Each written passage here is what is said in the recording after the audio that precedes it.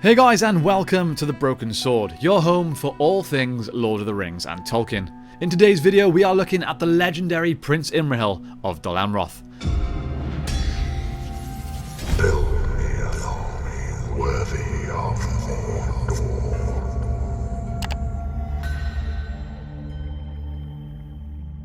Prince Imrahil was the 22nd Prince of Dol Amroth. And first of all, to understand who Prince Imrahil really is, we must first learn a little bit about Dol Amroth itself.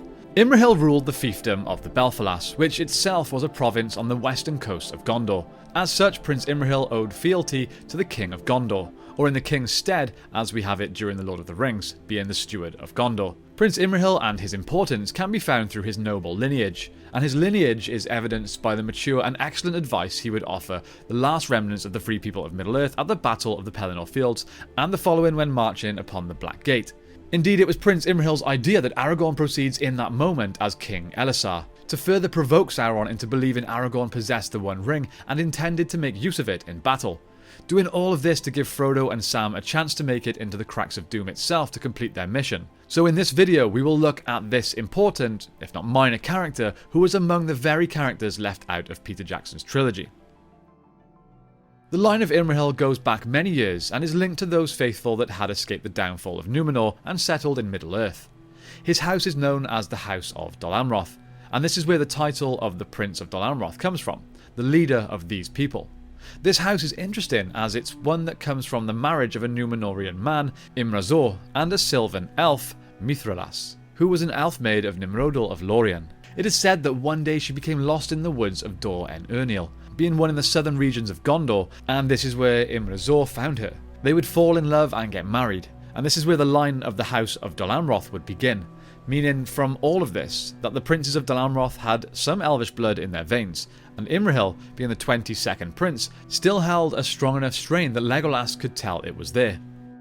At length they came to the Prince Imrahil, and Legolas looked at him and bowed low, for he saw that here indeed was one who had elven blood in his veins. "Hail, Lord," he said. "It is long since the people of Nimrodel left the woodlands of Lorien, and yet still one may see that not all sailed from Amroth's haven west over water. So it is said in the lore of my hand," said the prince, "yet never has one of their folk been seen there for years beyond count, and I marvel to see one here now in the midst of sorrow and war."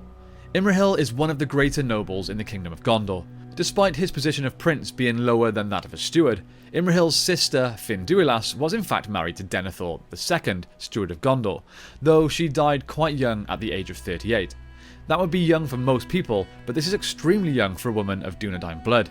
In antiquity, the House of Dol Amroth was raised to the position of hereditary princes by Elendil himself, as they were akin. Imrahil was also related to Éomer, Éowyn, and Theoden by way of Morwen Steelsheen, a woman of Dunedain descent who married Theoden's father, Thengel of Rohan.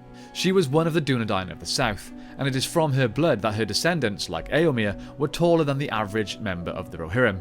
However, back to Imrahil, he is therefore Boromir and Faramir's uncle by marriage, and he is an important player in the War of the Ring. His retinue of knights and 700 soldiers came to Minas Tirith to offer their support to his brother-in-law, arriving after Gandalf and Pippin had done. These knights proved essential quickly, as when Faramir was being pursued by the Southrons in his retreat, it was Gandalf and Imrahil who rode together with the Knights of Flowers to rescue Faramir. Here Imrahil would tend to Faramir's wounds as he had some skill as a healer as well. Not just this though, Imrahil was also a keen military strategist who advised Gandalf and Aragorn in the last debate, making decisions and recommendations to Aragorn as it regards his kingship. Advice which Aragorn strongly trusts, takes, and is much to his benefit. Another role he played well was that of a warrior, although it would be of the type we would understand in modern times as the chivalrous knight, who, like Faramir, cares little for the fighting and war-making itself, and much prefers song and music and companionship than the blade. He could definitely fight when he needed to, but it was never his first reaction. He was able to keep a strong head in the midst of all things.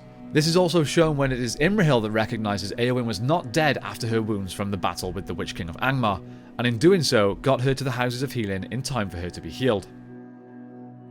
During the War of the Ring, Prince Imrahil sided with Aragorn and his decision not to enter into Minas Tirith while not being crowned king, knowing how great his brother-in-law's pride was at the time. This could have potentially led to civil war at a time when Gondor was already under great strain, with even more coming to test them shortly. Instead, Aragorn went to the Houses of Healing in secret and healed Faramir before leaving. After these events, rumours spread that the hands of the king are the hands of a healer, and this spread hope amongst the people. During the Battle of the Black Gate, Imrahil's people stayed to defend Minas Tirith, while still others rode on to the Black Gate with Imrahil himself. As earlier stated, it was Imrahil who suggested Aragorn ride before heralds who announced his coming as King Elisar, rather than the Lords of Gondor, to give Sauron the idea, the wrong idea mind, that Aragorn was in possession of the One Ring and willing to use it to exert his power over all others. This had the intended effect, as we know, and is shown throughout the whole of Return of the King that Imrahil was deeply respected and sought after as a warrior, diplomat and companion. During the last debate, he speaks intelligently and on equal terms with such noble companions such as Gandalf, Aragorn, and indeed, even the sons of Elrond, who remained largely silent. His competence and noble bearing earned him the allegiance of his knights, and his courage and insight the admiration of all who came into contact with him. He would take up the position of steward briefly upon Denethor's suicide when Faramir was too sick to do so, and initially it would be his banner flying over Minas Tirith in the aftermath of the Battle of the Black Gate. Now, before we conclude things, I thought we should quickly address his absence from the Peter Jackson trilogy. Considering how important he was to Gondor during the War of the Ring, was it potentially an unusual decision to leave him out? It could be argued both ways. His army of 700 plus made a huge difference to the defence of Minas Tirith, and showed us that Denethor was not alone in his task, but also that there were plenty more soldiers in Gondor ready to fight. Imrahil was so important to the defence of the city and Gandalf's right-hand man during the battle, things would have been far worse without him. However, with the way Peter Jackson adapted The Return of the King, you can understand how his part in it all would have been wasted screen time.